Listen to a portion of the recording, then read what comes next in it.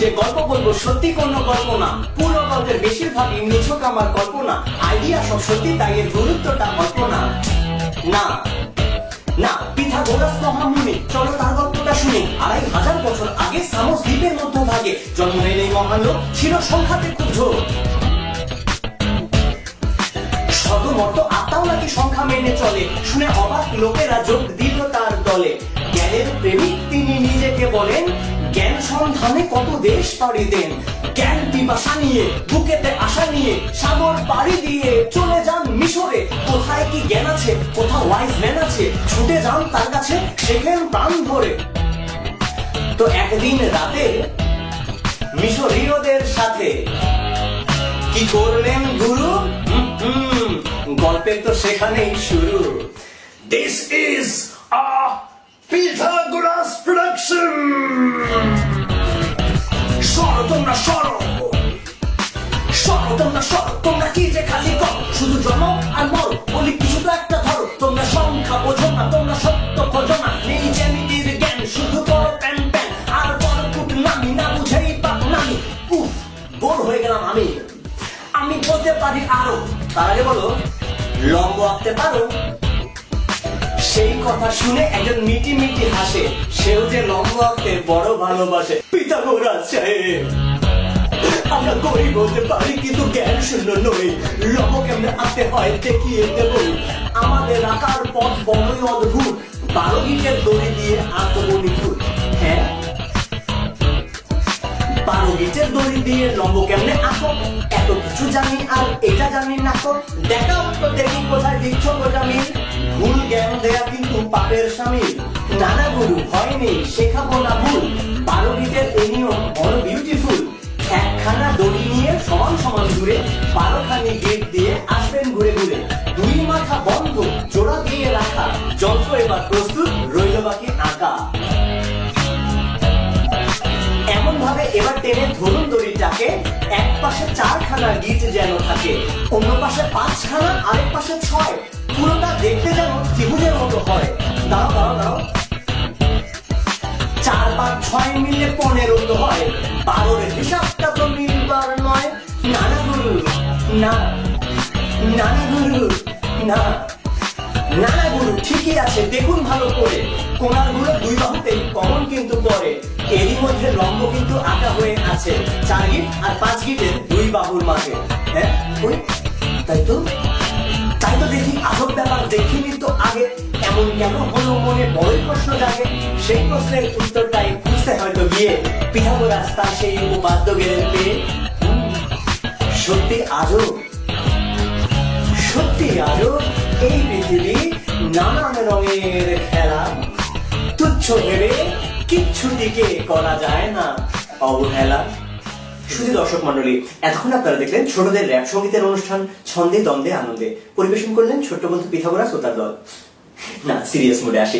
এই যে একটু আগে আমি বলছিলাম 12 গিটের দড়ি দিয়ে লম্ব আঁকা, আসলে এই পদ্ধতিটা খুবই সুন্দর, এবং এই পদ্ধতিটা পিথাগোরাসের উপপাদ্য আবিষ্কৃত হওয়ারও বহু বছর আগে থেকে মানুষ জানতো। হয়তো পিথাগোরাস সেখান থেকেই তার উপপাদ্যের আইডিয়া পেয়ে থাকতে পারেন, আসলে আমরা নিশ্চিত করে আসলে বলতে পারছি না। তো এই যে পিথাগোরাস যখন এরকম জিনিসটা দেখেছিলেন, হয়তো তার মাথায় প্রশ্ন এসেছিল যে কেন এক পাশে 4 গিট, এক পাশে 5 গিট, আর এক পাশে 6 গিট থাকলে আসলে কি হয়।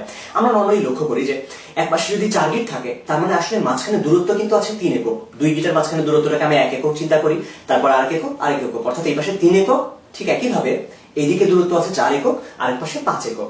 এখন 3 4 5 এইরকম দূরত্ব বিশিষ্ট বাহু নিয়ে আমরা যদি একটা ত্রিভুজ বানাই, তাহলে সমকোণী ত্রিভুজ হচ্ছে, এটাই তার মানুষজন আগে থেকে মানুষজন জানতো। তো পিথাগোরাস হয়তো এখান থেকে ভাবার চেষ্টা করলেন কেন 3 4 5 থাকলে 3 4 5 এর মধ্যে সম্পর্কটা কোথায় আসলে। এরকম কি আমি পরপর 3টা সংখ্যা নিলেই হবে, দেখি তো 5 6 7 নিয়ে, না তা তো মেলে না। তাহলে 3 4 5 এর মধ্যে আর কি কি সম্পর্ক আছে। হয়তো তিনি তখন দেখেছিলেন যে 3 স্কয়ার মানে 9 আর 4 স্কয়ার মানে 16, এই দুটো যোগ করলে পাওয়া যায় 25 মানে 5 স্কয়ার। তার মানে 2টার স্কয়ার যোগ করে 8টা স্কয়ারের সমান। এরকম আর কি আছে, এরকম আর কি আছে, আর কি আছে, এরকম আছে 5 12 13, 5 স্কয়ার মানে 25, তার সঙ্গে 12 স্কয়ার যোগ করলে 144, 25 এবং 144 মিলে হয় 169 মানে 13 square. 5 square plus 12 square equal to 13 square.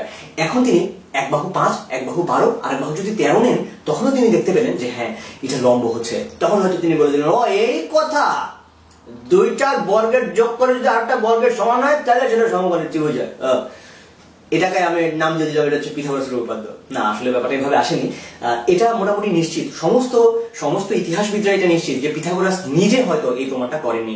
Pythagoras তার নিজের চিন্তা ভাবনাগুলোকে নিয়ে একটা স্কুল বা একটা ভাতৃসংঘের মতো খুলেছিলেন, যেখানে তার অনেক শিষ্য ছিল, তার অনেক মতাদর্শী ছিল।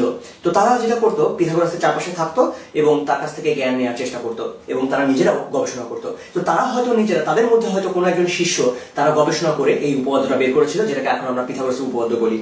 কিন্তু এই উপপাদ্যটা আসলে তারা কোত্থেকে পেয়েছিল সেটা আমি একটু আগে যে ব্যাখ্যাটা বলেছি তার থেকেও আর একটা গ্রহণযোগ্য ব্যাখ্যা আছে, সেটা হচ্ছে নমন সংখ্যার ব্যাখ্যা। তার আগে বলে নেওয়া দরকার যে সেই সময়টাতে পিথাগোরাসের যারা শিষ্যরা ছিলেন তারা ফিগারেটিভ নাম্বার নিয়ে খুব চিন্তা করতেন। ফিগারেটিভ নাম্বার মানে হচ্ছে যেসব সংখ্যাকে ছবির মতো করে দেখা যায়। কিরকম? কিছু সংখ্যাকে তারা বলতেন ত্রিভুজ সংখ্যা, যেগুলোকে ত্রিভুজে সাজানো যায়। কোনগুলো? 1, 3, 6, 10, 15, 21 এরকম করে যে সংখ্যাগুলো আছে এগুলোকে ত্রিভুজে সাজানো যায়, এই জন্য এরা হচ্ছে ত্রিভুজ সংখ্যা। কিছু সংখ্যাকে তারা বলতো বর্গ সংখ্যা। বর্গ কোনগুলো? 1, 2 দুগুণে 4, 3 তিরিকে 9, 4 চারা 16। দেখুন এগুলোকে সুন্দর করে বর্গের মতো করে দেখা যায়, বর্গের মতো করে সাজানো যায়। তার মানে এই যে এই সংখ্যাগুলো ছিল তার পাশাপাশি ছিল নমন সংখ্যা। নমন সংখ্যা কি?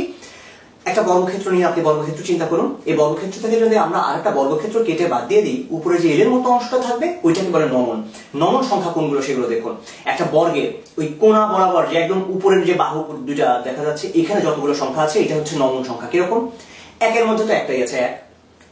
2 দুগুণে 4, 4 একটা বর্গ সংখ্যা। 4 এর মধ্যে নমন হচ্ছে 3। দেখুন উপরে মোট 3টা সংখ্যা আছে। 3 তিরিকে 9, 9 এর মধ্যে নমন হচ্ছে 5। আবার 4 চারা 16, 16 এর মধ্যে নমন হচ্ছে 7। তাহলে নমন সংখ্যা আসলে কোনগুলো একটু চেনা চেনা লাগে না? দেখুন তো, 1, 3, 5, 7, 9 এগুলো কারা? এগুলো আসলে বেজোড় সংখ্যা। সব বিজোড় সংখ্যা আসলে নমন সংখ্যা। তার মানে তারা এই বিজোড় সংখ্যাগুলোকে নমন সংখ্যার মতো করে চিন্তা করতো। এখন একটা দারুণ জিনিস খেয়াল করুন, মনে আছে আমি নমন সংখ্যা কিভাবে চিন্তা করেছিলাম? একটা বর্গ থেকে বর্গ বাদ দিয়েই তো নমন পাওয়া গিয়েছিল। তার মানে একটা ছোট বর্গের সাথে আমরা যদি নমন সংখ্যা যোগ করে দিই তার ঠিক পরের বর্গটা পাওয়া যাবে। চিন্তা করুন, 3 স্কোয়ার। এই যে তার সঙ্গে যদি উপরে আমি আরেকটা নমন যোগ করে দিই তাহলে 4 স্কোয়ার পেয়ে যাচ্ছি আমরা। এই 4 স্কোয়ারের সাথে যদি আমি আরেকটা নমন যোগ করে দিই তাহলে 5 স্কোয়ার পেয়ে যাচ্ছি। এই 5 স্কোয়ারের সাথে আরেকটা নমন যোগ করে দিলে 6 স্কোয়ার পেয়ে যাচ্ছি। তার মানে একটা বর্গ, তার সঙ্গে যদি নমন যোগ করা যায় আরেকটা বর্গ পাওয়া যায়। এখান থেকে তাদের মাথায় অন্য একটা আইডিয়া আসলো। তারা জানলো যে, তারা তো জানে যে নমন হচ্ছে বিজোড় সংখ্যা। এখন কিছু কিছু বিজোড় সংখ্যা আছে যারা নিজেই আবার বর্গ সংখ্যাও, যেমন 9, সে বিজোড়ও আবার বর্গ। তার মানে 9 একটা নমন সংখ্যাও হবে, আবার তাকে একটা বর্গের মতো করেও সাজানো যায়। এখন ভালো করে চিন্তা করুন তো, 4 স্কোয়ার, এই যে 4 স্কোয়ার আমরা দেখতে পাচ্ছি, তার সঙ্গে আমরা যদি 9 লাগিয়ে দিই তাহলে কিন্তু 5 স্কোয়ার পাওয়া যাচ্ছে।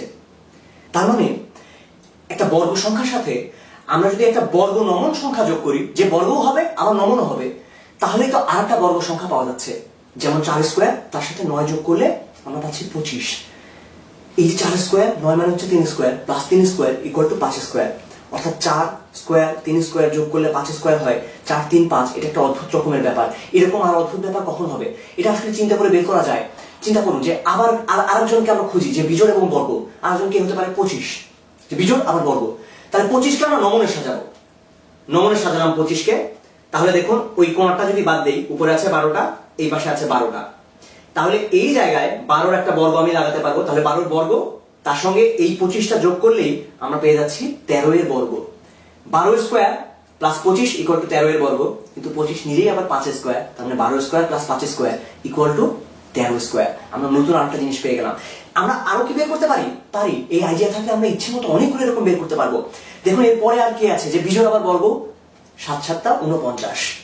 49কে আমরা নমনে যদি রাখি, ওই কোণাটাকে আমরা বাদ দিলাম, তাহলে এই পাশে 24টা, এই পাশে 24টা, কারণ 49 থেকে 1 বাদ দিলে 48, অর্ধেক করলে 24, 24, তাহলে 24টা। তাহলে এখানে আমি বর্গ লাগাতে পারবো কত? 24/24 আকারের একটা বর্গ লাগাতে পারবো। তাহলে 24 স্কোয়ার, তার সঙ্গে যদি 49 আমি নিই তাহলে কিন্তু আমি 25 স্কোয়ার পেয়ে যাবোই। তার মানে আমি পাচ্ছি 24 square plus 7 square equal to 25 square. আমরা একটা নতুন জিনিস পেয়ে গেছি। এই যে নতুন জিনিস বলছি আমি, এগুলোকে বলে একটা পিথাগোরিয়ান ত্রয়ী। 3, 4, 5 একটা সুন্দর ত্রয়ী, 7, 24, 25 একটা সুন্দর ত্রয়ী, 12, 5, 13 এরকম একটা ত্রয়ী। এরকম করে অনেকগুলো ত্রয়ী আপনারা চাইলে বের করে ফেলতে পারেন। এখন পিথাগোরাসের উপপাদ্যটা কিভাবে মানুষ প্রমাণ করেছিল? সত্যি কথা বলতে পিথাগোরাসের উপপাদ্যের শত শত প্রমাণ আছে। আমরা তার মধ্যে 2টা প্রমাণ আমাদের বইয়ের মধ্যে দেখেছিলাম ক্লাস 8-এ থাকতে। যার মধ্যে একটা হচ্ছে এই যে এরকম দেখতে ছিল, অনেকটাই এই টাইপের, ওইটাকে নিয়ে আসলে এই টি শার্টটা ডিজাইন করেছিলাম। তো এই যে এটা দেখলে আমার কাছে খালি মনে হতো এটা একটা জামা পরে আছে একটা মানুষ, তো এই জন্য এরকম করে বানানো এটা। পিথাগোরাসের এই যে উপপাদ্যের প্রমাণটা এটা করেছিলেন ইউক্লিড। এটা ইউক্লিডের, আমি বলি ইউক্লিডের জামা পদ্ধতির প্রমাণ। এছাড়া আরো খুব সুন্দর একটা প্রমাণ আছে যেটা খুবই সুন্দর। দেখুন, একটা বর্গ আমরা চিন্তা করি এখানে, এটা যত বড় বর্গ এই পাশে এটাও ঠিক তত বড় বর্গ।